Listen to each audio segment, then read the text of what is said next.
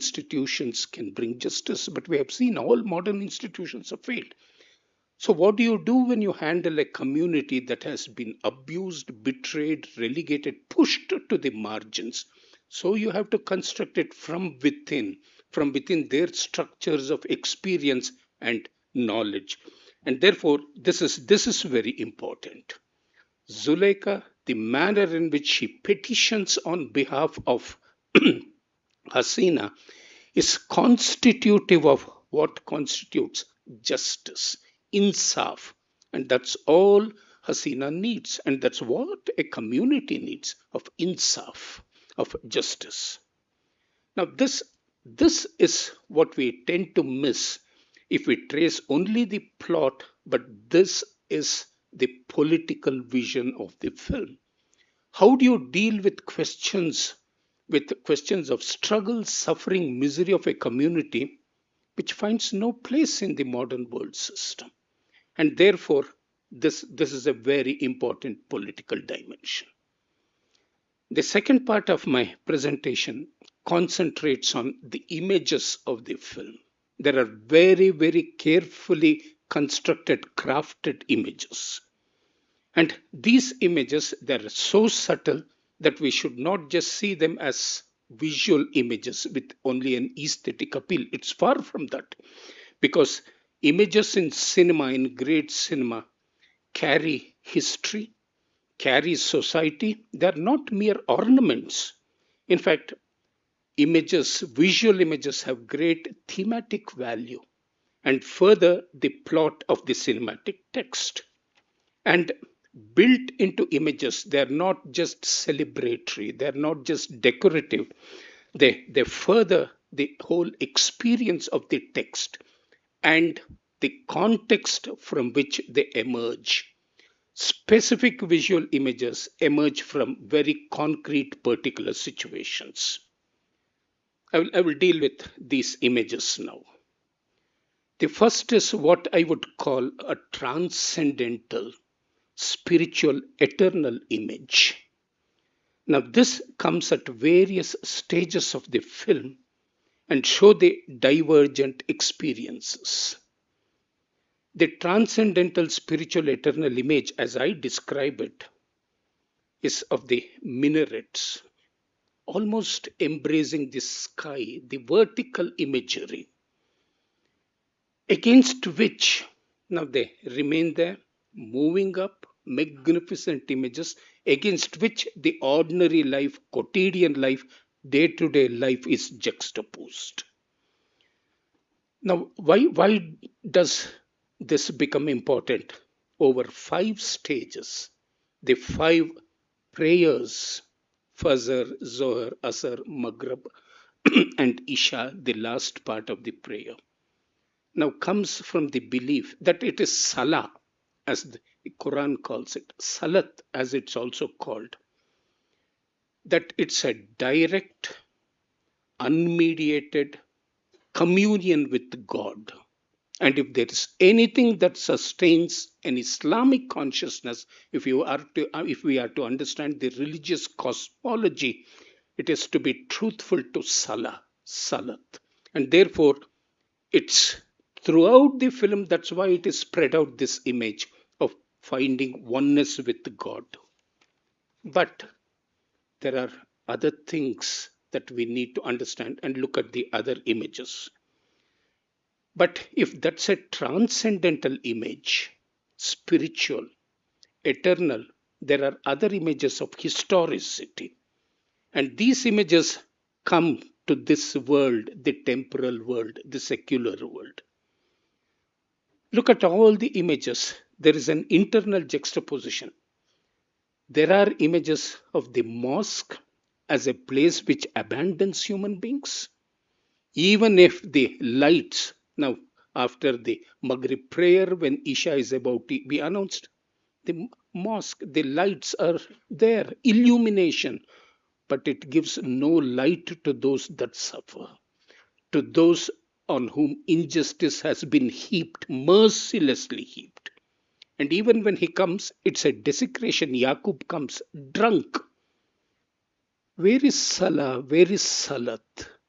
Where is this oneness with God? These are the internal questions. So if you look at a transcendental image, you look at other images where there are violations, transgressions, and the manipulation to gain power, to become a mutually, to displace. Now, these are all secular images that deal with God as immanent within oneself, but there is no God in actual dealings. So these are juxtapositions of different kinds of images, because transcendence goes with the lack of ethical performances in day to day life. There is no ethics, there is an ethical violation. And so there is no healing. It's very easy to talk of God, seeking oneness with God, communion with God. But in day to day affairs, if there is no justice, if there is no ethical position, now that's a contradiction that the film points out through these juxtapositions of images. The next are what I would call counter images, the images of prayers, the images of the contradictions within conflict struggle. But what are the counter images? And herein we catch the vision of the film, of the great vision of the film. And these counter images constitute, within the Islamic world, the Muslim community, there is the world of women. And the world of women operates at two or three different levels in the film. The first is a purely symbolic image. When Hasina throws the papers, it moves, floats. Women read about it. They march towards the mosque, approach Hasina. This is the solidarity of women, but purely symbolic. And solidarity is something that should lead to concrete historical action. So it's a suggestive image, it's a symbolic image, which only means that if the community of women, Muslim women, if that community increases, perhaps there's going to be social transformation. That's why you will see it has a certain ethereal quality when these women come, when these women join the solidarity of women. There are two more images very crucial. These are what I would call images of praxis, of action. If the first is symbolic, the second is very crucial, of the Mutawalli's wife, with that courage, with the daring. And the Mutawalli is paralyzed, cannot stop her, let alone physically stop her. Then the assertion, again working from within the Islamic principles of asserting, fighting for her reproductive rights, goes, declares that she is going to her mother's place, to the hospital nearby, and will return by the time of Maghrib. Now, these are images that are not just symbolic, these are images that suggest concrete directions for women to move ahead, to fight for their rights. There is another image, and the Mutawalli's wife, when she protests, walks out. And there are those stinging remarks against her husband. Move from the back door. Because he has no face, he has lost his face, and he walks on the streets, no respect, nobody cares. If he deserts people, so will he earn the contempt. And therefore, this is the image of resistance, not symbolic, but concrete in terms of action, in terms of praxis. The other great image is the image of what I would call autonomy, of freedom, of personal freedom. When the Mutawalli comes, offers to help, here is Hasina who says, I can fend for myself. I don't need the help of, because if justice fails, when justice is denied at a certain point, there's no point in seeking it. If the if the element of justice does not become operative when it's most needed, one doesn't need justice from outside. So one can create this notion of selfhood, self identity, autonomy, freedom where charity is not needed. And therefore, she says, if I don't get insaf, I know how to constitute myself. And this is the image of autonomy, of freedom, not being dependent, not even asking for justice. The point is, she goes beyond justice because justice has been delayed. And if it is delayed, then it's like not getting justice. So, what does a woman do eventually? And therefore, that's the eponymous name, the title of the film, and the name of the character. Eponymous, she says, it's Hasina for herself, each woman for herself. And that's the kind of image we are left with. So look at the juxtaposition of again two kinds of praxis, two kinds of action. One who says, I will fight for my reproductive rights, I will not bear children anymore, I'm not a childbearing machine. That's one course of action. The second course of action is, if there is any communion, I will find it with God. I don't need this kind of help, charity, bhiksha, and therefore I will evolve on my own. In this way, the images of the film support its philosophical construction. That this film draws from the experiential realities, the existential realities of people who cannot be represented, who need not be represented. So they play out their lives.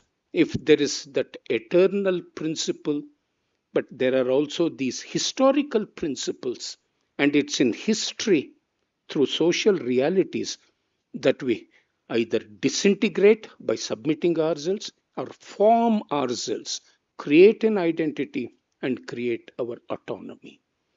And in this manner, the structure of the film is absolutely interesting. And for me, the manner in which the images are orchestrated, juxtaposition, internal juxtaposition, variation, differences, but finally the ringing tone, the philosophical vision, which is also a political statement, that each one unto herself. If there be sisterhood, let there be welcome. Otherwise, the Mutawalli's wife knows how to stand by herself all alone, as does Hasina. So, this is not the story of women being battered, crushed, destroyed, eliminated, liquidated. This is the assertion of the selfhood. This is the birth of a new kind of identity. So, from the first phase of the film, when we come to the ending of the film, here is the birth, the rebirth of a new woman, hopefully of a new feminine order. Thank you so much.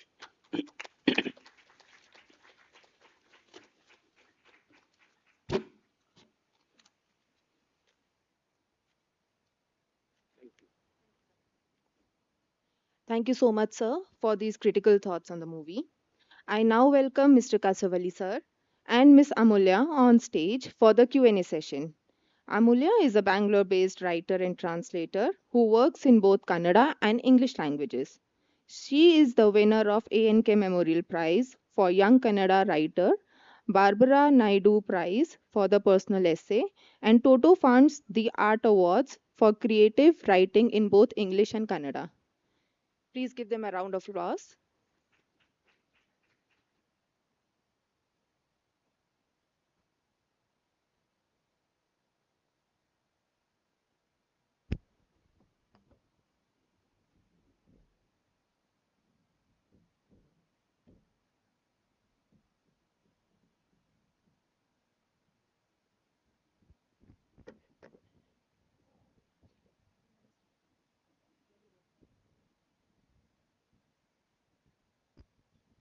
Um, Good evening, everyone, and thank you for staying for the Q&A session, and thank you for the filmmaker.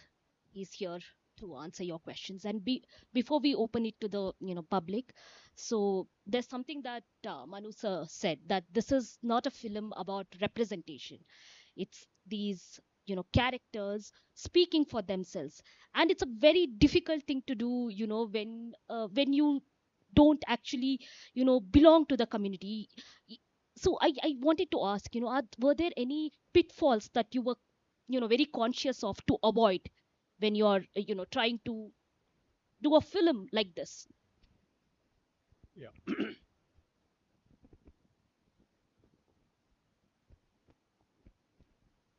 While when I took up this subject, the first thing I decided not to carry any of these conventional narrative of Muslim women. As Manu sir rightly pointed out, it's about a, within quotes, a common woman, but who grows up to become something unique. And so I didn't want to picturize any of these stereotypes of a Muslim women. And in fact, one of the thing that I have used in the film is all the tenets of the Muslim Islamic religion, and one of the is the prayers, five prayers. See, in any religion, prayer is supposed to purify us, our emotions, our beliefs, and things like that. I said, why not why shouldn't I use that as the uh, peg points, where I can hang my story. And when I was thinking about it, then it suddenly occurred to me, one of my co-script writers suggested that why not we, because anyhow we decided to use this flashback technique. But as you know, the flashback is, some director has said it is lazy man's way of making films. So I wanted the flashback to be a kind of a structural, which brings structural unity to the film. And then he suggested, why not we use azans, and, what is it, prayers, five times. Then when he says azan, suddenly it occurred to me, why not I use that as a kind of a triggering point where one character, like set of people, get some kind of a wider understanding of the whole thing. In the puzzle, it is uh, Chacha. What is his name? Which is play who is R. Nagesh plays that role. Rahim Chacha. He comes to support. He comes in support for the supporting. He comes and supports Hasina. In Zohar noon, it is the it's the mullah who comes to his cell. And the third one, it's the children who come. Fourth one, it's women, So that way, each prayer, each namaz, you know, brings some kind of awareness to a set of people. It could be Rahim Chacha, it could be this one, Mullah, and then children, the women. Women, I wanted it to be kind of a not realistic, a kind of a surreal image. So whole thing is in blue. Whether it has happened, it's my imagination, and I would leave it to. It's all probably the desires of the film audience who is watching the film, that this should happen, shouldn't. And the fourth one, the last one, is the Muthwali himself. So that way I thought, this uh, the religious notions, connotations bring kind of a authenticity to the film. Second thing is that what we need to understand is, it's about a one sect of Muslims. They are called Hanafis. Hanafis, being a small, they try to cover up their mistakes, so that the outside world should not turn back and point out their mistakes. That's the reason why these people are trying to cover it up. That I thought, is a very significant thing, because whose honor they are trying to cover up. It's not Hasina's cover. It's actually the religions. When you say religions, it is actually, it belongs to Mutwalis and Mullahs and so, as Manu rightly pointed out, it's not the problem of the religion, but the problem of the institution which institutionalize the religion. So these things I wanted to highlight. So I wanted the entire film to stay within their community. So there was actually the so-called secular, system wherein she could have approached and got this one, like the court. I didn't use that because my firm belief was that it is there in the Muslim Islamic law, but people are not mutwalis especially, not even mullahs. Mutwalis do not allow that to reach them because for them, it's more of not of justice, but more of a political agenda. They It both of was them, it are was trying. power, Yeah, it's power conflict, quarrel between caste those struggle. two Muthwali, Yeah. the former Muthwali and the present Muthwali, because now that election is Mm. about to come.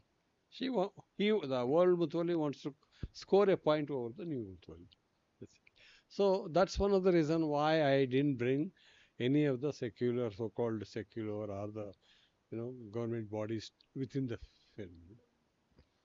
You said this is about a very small community, Yeah. Hanafis. Does Zuleika also belong to the same Yeah, Hanafi? Okay. there she still belongs to the same this one, but she is an aristocrat.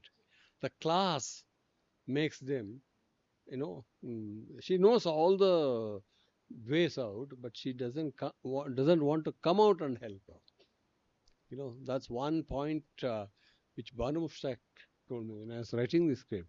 If only the learned women come to the support of a person like Hasina, we would have got she would have got the.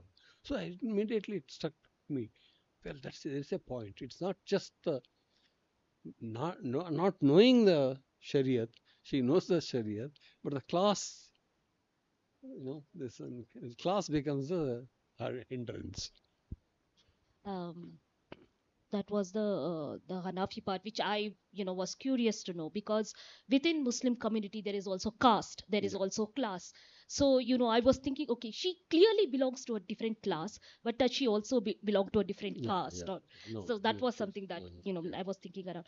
And the framing of the main character Hasina is something that I want you to talk about, because often she's framed as this smaller, this one against this whole yeah. mosque. And often she is, in all your films usually women are looking from inside out. Here she is standing outside and looking in. It's usually the men are on the higher position, and just visually they are on the higher position and looking at her. So I wanted you to talk a little bit about composition of Hasina with respect to the environs. Yeah, in fact, the mosque and the Hasina's relation with the mosque, I wanted to be one of the strong point in the film, visual point, reference in the film. Uh, I have written somewhere else. Somebody else has written about it. My three films, which came one after another, the one is Tai Saheba, then comes Dvipa, and comes mm, Hasina. They represents three kinds of Gandhian approach to protest. Whereas Thai Saheba, by offering us, by giving away all her this one, she wins over Nanu. That's one way of Gandhi calls it a kind of feminine approach to film Astra. The second is Nagi, where she tries to constantly negotiate with the nature to win over the nature. Third is Satyagraha. So here I wanted that element to be highlighted because Satyagraha not only is is a astra, but it's also a kind of a mental makeup. You have to have a strong determination that I will get this one till I will stay put till I win the uh, battle. So that kind of a decision of Hasina, I find it very fascinating. So I thought I would highlight that. Then I thought, why not I make her sit in front of a huge structure called mosque. The mosque is very tall, and she's a tiny figure, Yeah. and she's tiny figure with the three small children. So the very composition itself tells you this whole story. That is one women's fight against this system. And this movie in particular, I've always found that, watching your movies for the second or third time, you find certain things that you've missed. Here in this movie in particular, and this is my second watch, and I realized, there is this point in the film where you actually know that the Munni is going to die. There is that coffin scene. Mm. Usually, in English, we have a phrase, nail in the coffin. Mm. And here they're actually, doing that coffin. So I was curious, are there any of those images that we have missed? These, could you just tell us that, that might appear in second or third watch as sort of things Mm. There are a for lot the of things people? which I consciously incorporate in the narrative, which is I won't like to call them symbolism. Mm. It's part of the metaphor that is there right through the film. The blind girl, the blind itself is a kind of a metaphor for the whole situation. And there are many such things, the parda, the what is it called? Could be visuals, it could be music, like that, you see. Mm. Um, of course, I have many questions, but I'd like to open it up to the audience. Any questions?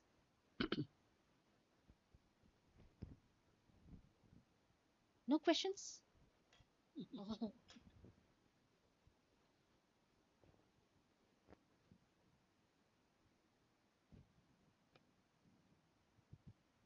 Sir, I would like to ask you from the first film, that's the black and white, to the color.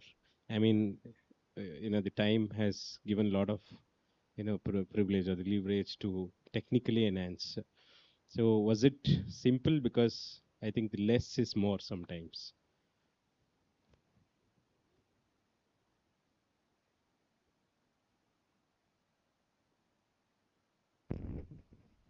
I have often heard a filmmaker saying that, color has lessened the possibility of cinema. I don't agree with that at all. Color itself brings a new dimensions to the cinematic expressions. And I am quite comfortable working in colors because in all my films, the colors themselves, add certain meanings and certain metaphors to the film itself. Also the technical improvement. I mean, you had advanced camera, the way you run the trolley, all these things, from then to here. So That I won't agree with that because some great films are made when there are no such technical machineries. Any more questions? While you guys decide, whether to ask questions, I just have one more, sir. Um, all your movies, language is very important. Yesterday we had this, Havyaka Kannada, Awake. and sometimes it's not Karnataka Kannada, and today it's Kannada mixed with Urdu. Urdu. Can you talk a little bit about, how this came about, this kind of, very particular language style? As I told you earlier, this story is about Hanafi Muslims, and everything happens within their community. And in reality, they should be speaking only in Urdu, not in Kannada. But I can't make the remind the audience that they are watching a community which speaks not in Kannada but in Urdu. Why is it so important? As I told you earlier, since it's a very small community, they are trying to cover it up. Yeah. They don't want anything to leak out, and the other community people come to know about it. In Kannada, there's a very important writer called Yashwant Chittal. He made a very beautiful. He wrote a very beautiful story called Abolina. And the tragedy of that this one is that it happens within a small, what is it, a closed community. If it had it happened outside, it wouldn't have become a tragedy at all. Abolina would have survived. I thought the language there adds a lot to it. The situation, social situation. Here, especially, I need to constantly remind the viewer that they are speaking not in Kannada but in Urdu. How do I suggest that? So, Philip, bring in lot of Urdu elements within the dialogues itself. I know it's for experiencing that this one, it makes kind of a muscle curl idhage. But I wanted that to constantly remind you that it's happening within a small community of Muslim Hanafi Muslims. And since the story demanded a kind of a melodramatic approach, I thought, let me try in this film the melodrama. So I used melodrama as the basically vehicle of the film, but at the same time, I also used a lot of alienation techniques to keep the audience out of the whole thing, so that they don't get carried away by the plot. One thing I don't like audience to watch or get carried away by the plot. They want to go beyond the plot and see what I am talking about, what the film is talking about. Like Professor Manu now told you so many things now. I am sure they have enhanced your understanding of this plot. Now, that's very important to go beyond the plot, various other aspects of the plot. Unfortunately, in India, when we talk about film, we get carried away by the emotional impact of the plot, emotional impact that is there in the plot, and we cease to go beyond it. We cease to look at other things. That's basically because, in India, cinema is not an extension of visual arts. Cinema is still an extension of literature. We still think cinema is an extension of literature, which is not the case. Cinema is an extension of visual arts. So we don't look at the visuals at all. Like the Manu said, the first thing is the this one is minaret of the masjid. I don't know how many people have noticed such things. You see, that is cinema for me. Through details, through visuals, one is constructing the plot, and that is very important in a film watching. Which always happens if a Western audience watching the film. Because they look at it as an extension of visual arts. Questions?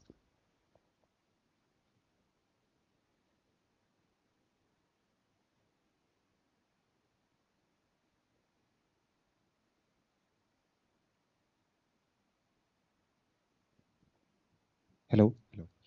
Namaste, sir. Yeah. Thanks, first of all, for a wonderful film. It was very moving. And I just want to share a couple of observations first.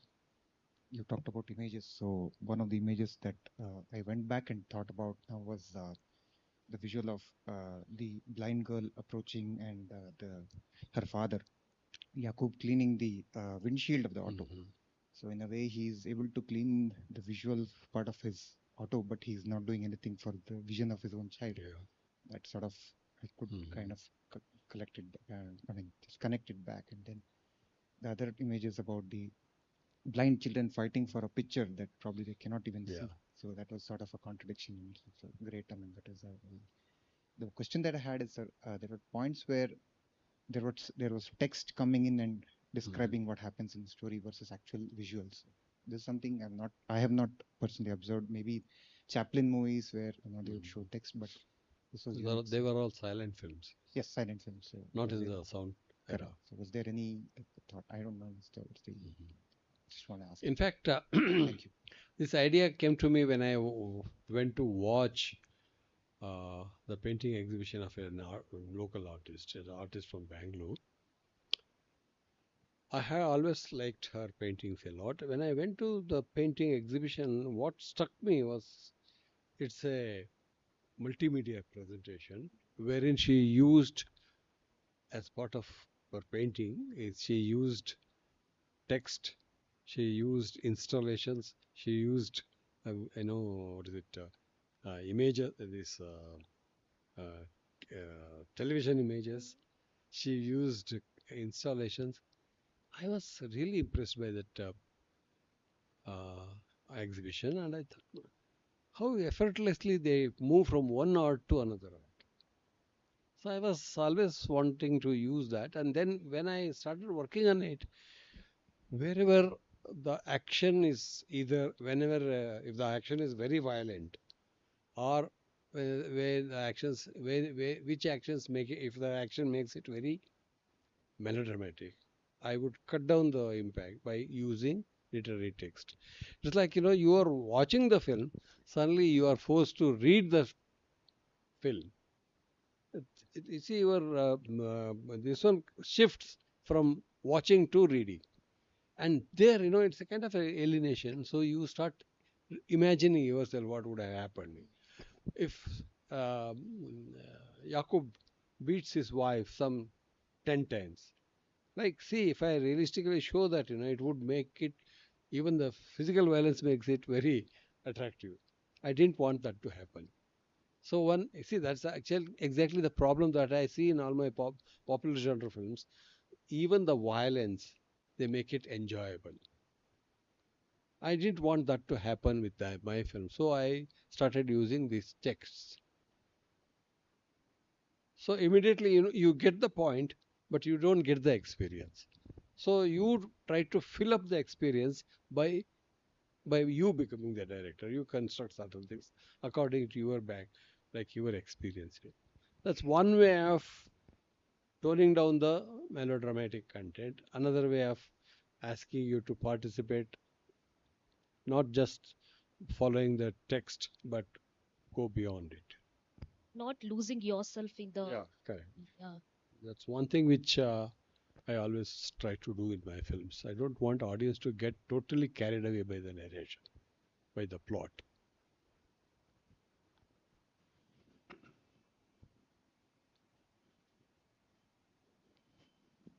The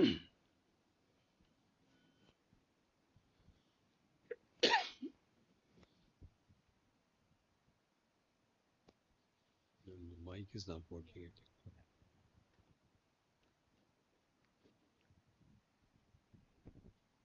Yeah, hello.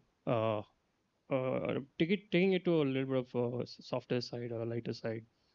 I was at the Bangalore Literature Festival happened last week, and Ban Mushtaq was giving the keynote address, and she was expressing that she was fascinated by your films even before you approached her, and how she was manifesting you to like get in touch with her for a film.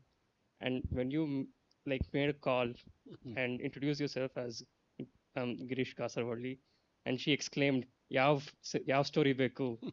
Uh, Yeah. so I want to hear your side of the story so that it can become like Yeah, a. she has said it in many occasions, that she was, what is it called? Dua, not dua, praying. She offered every day she would sit in our prayer room, say, I wish Girish Kasuri takes one of my short story and things like that. And one fine day, when I made the call, immediately she said, which story? She didn't even ask any further details. But, Vital Murthy, the executive producer of this film, honorary executive producer, he came to me and said, let us make you know, a film. And I had given him various options, but finally, we decided to do Hasina. It's actually Karina Agarwal, the Kannada title of the story. And I thought it has a great potential. The story has a great potential to my own over. In my over, I talk about certain issues, and this film is continues that journey. Yeah. So this I didn't know when before I contacted her, but later she told me about this, and they were quite happy with the film, of course.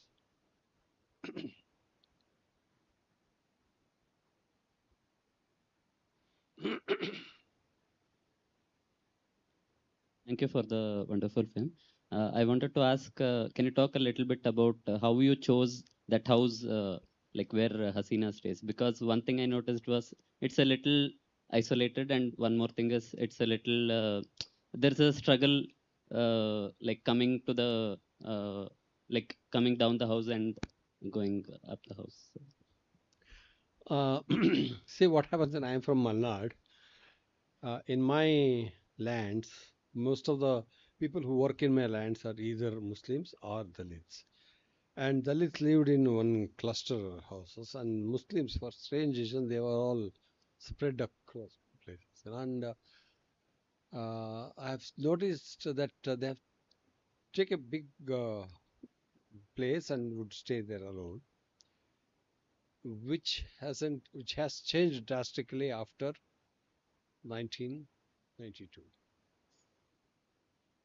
Then they started, clustering together.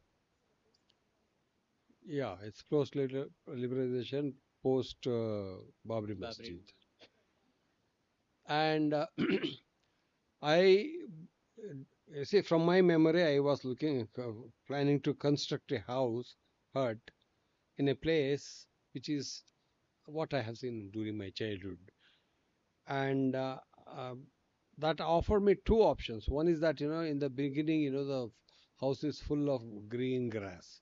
As the story progresses, the greenery goes, and towards the end, it becomes a dry grassland. So that adds an extra element to my narrative. So I was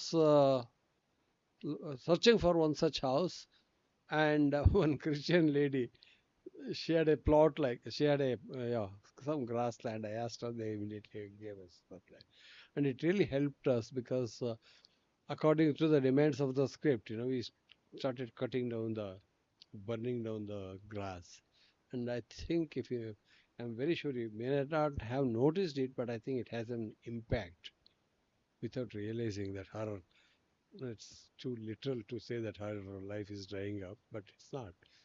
It creates a kind of a visual impression on the viewer that makes them realize the kind of hardships she is undergoing. Talking about the house, it also reminded me of the house in Kanasembo Kudure and Yeah. Neri, which is also, if you have seen that, it's also excluded. And Mm. that was the first thing that came to my mind, very visually. Yeah. Yeah. Any more questions? Yeah.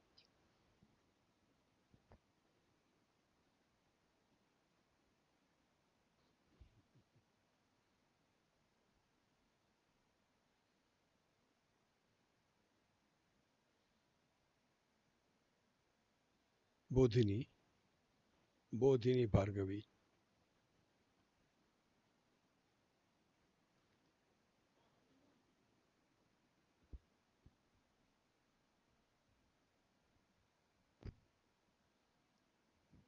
Just raise your voice and ಸ್ವಲ್ಪ ಗಟ್ಟಿ ಮಾತಾಡಿದ್ರೆ ಸಾಕು ಕೇಳುತ್ತೆ.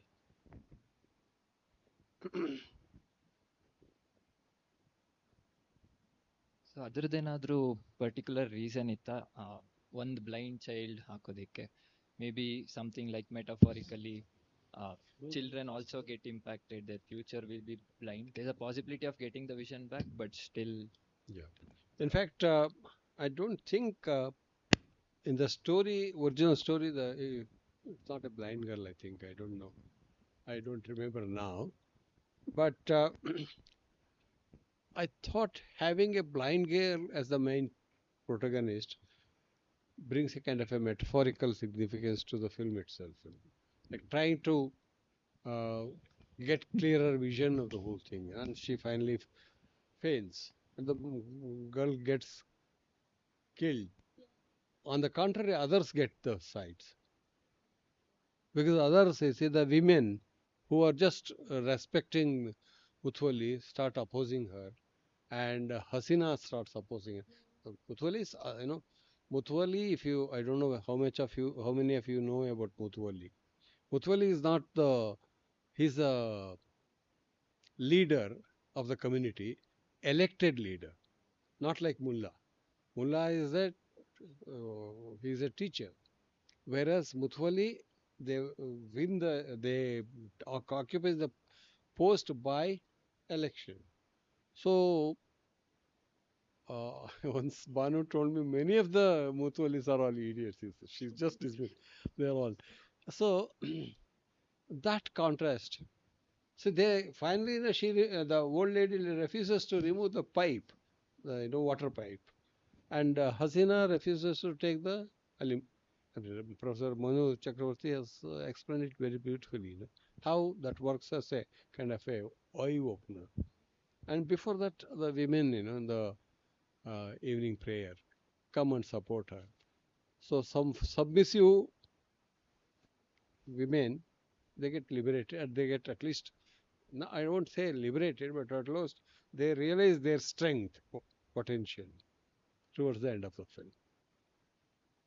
Also, the girl's character, is not just there to serve the story. She has her own world, because we see this school, this whole they're learning in braille. I love Mm. that, that we had this sort of a interiority of this character too, even though she's The blind. interiority, when you were talking interiority, I put that dialogue. She says, "I want to see the film." That so because see, when I met this girl, she was very cute and very intelligent. See what happened anyway. Sometime try to mistake their because she can't see. We think she they can't experience things.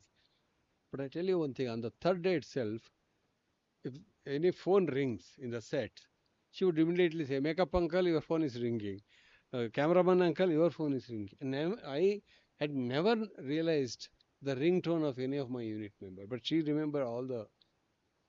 So that is, so I wanted to bring that, there she doesn't have the power to watch, but she has the power to grasp thing another. And these other girls, all these, the costume and everything, it's beautiful, and it is, it has that slight sort of chamak and everything. Mhm. And I love the the costume. How did that, the whole thing that Well, Ananya and Banu Mustak's sister, no, or, Nishrat, Ishrat, and my editor, M.N. Swami, they designed the costume. Uh, I told her, they have their own cultural this one in their costume, in their eating habits. Like even though they are very poor, they are very particular about spreading the mat and then eating. So I said, that there's some kind of a dignity in that. I thought. So I wanted to capture that, and they worked out all the details. last part of it.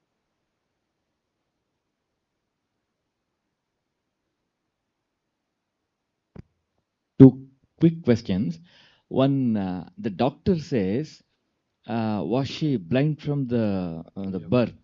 And she said, no, no, no, no. Earlier she could see. Now she is not able to.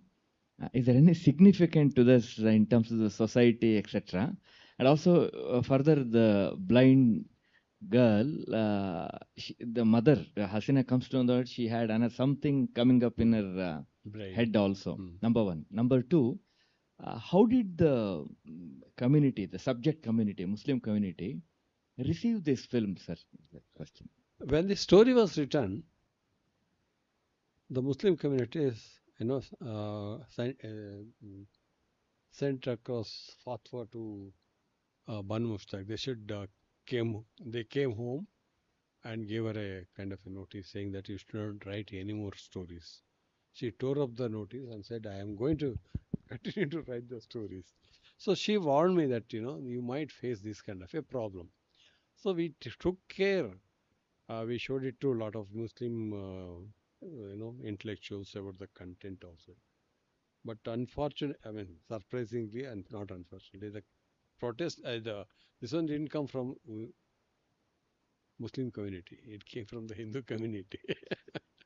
They came and broke down our sets. That set costed us about 50,000 rupees, a huge sum for us. So you see the arches only in the beginning and the end. In between you don't see it because they broke the this one and took away all the. I'm curious, what was the reasoning for the Hindu community? See, that structure is a Hindu structure. See, we went to many what is it mosques. They said they won't permit us to shoot. Then I had seen this. It's a tomb of you know um, Kurg Raja and minister, and archaeological department gave us the permission to shoot there. But when we were shooting in Kurg, people came to know about it, and immediately it spread like a wild fever. People from South Canara came and staged protest. And when we approached the local leader, they said we can't do anything about it because they are not from Markera, they are from South. So that became this point for my next film, Gulabi Talkies, where they protesters come from outside. Yeah. They're not their own people. So that I wanted to. um, Yeah, yeah. In fact, gradually they become in certain diseases. At a very young age they become blind. It's not fully blind. He says, if the retina has changed, she will regain its. But it casts. But what happens, later she falls down and gets head injury, and that causes her this. What is it? It's not death, but what is it? Hasina gets disturbed because of that reason. Yeah, I think it's a good point. Sorry, I mean, can we take one more question? W- one, please, not two people. I think he raised first, though. I'm sorry. You'll ask him. Sir, only point is I'm also from the minority community. My name is Amjad. How should the younger generation take that? The challenge, I have two daughters, but whenever we've been discussing on this, the social media and other things, this type of parallel cinema is not been attracting them. The challenge is that. Yeah, that's a major problem we are all facing because you see, the marketing forces support not the art cinema, the other kind of cinema. And today it's the world is ruled by the marketing forces, and they know how to, because even if they market this film, not many people would like to watch it. See, even here, when you can 150 people could have come here, but then only 30 people came. So you can't cater to the larger this. That one has to be clear about it. So that's why today it's media. Today's film is totally killed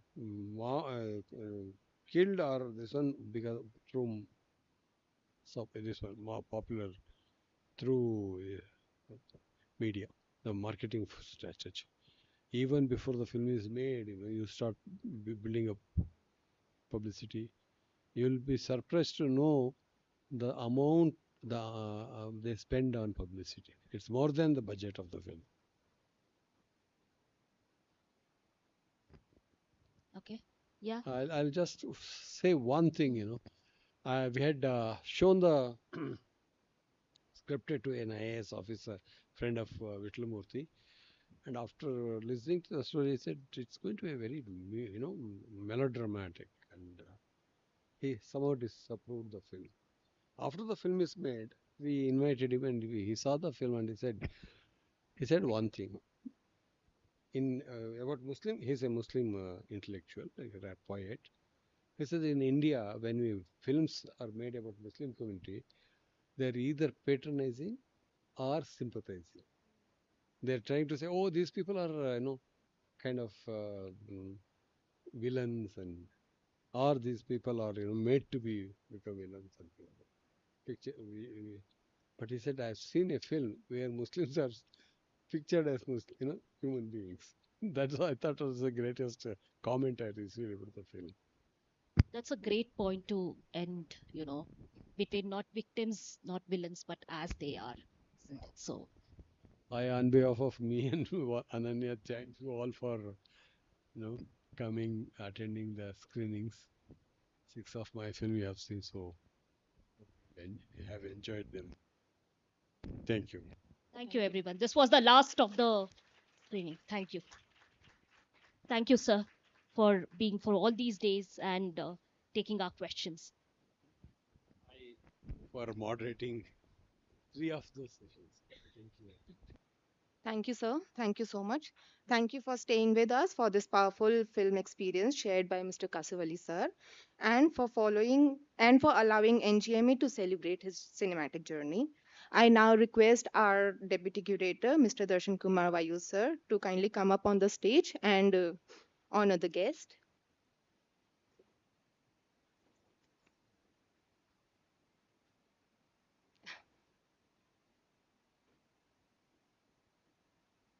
Mr. Manu, sir, could you please also come up on the stage?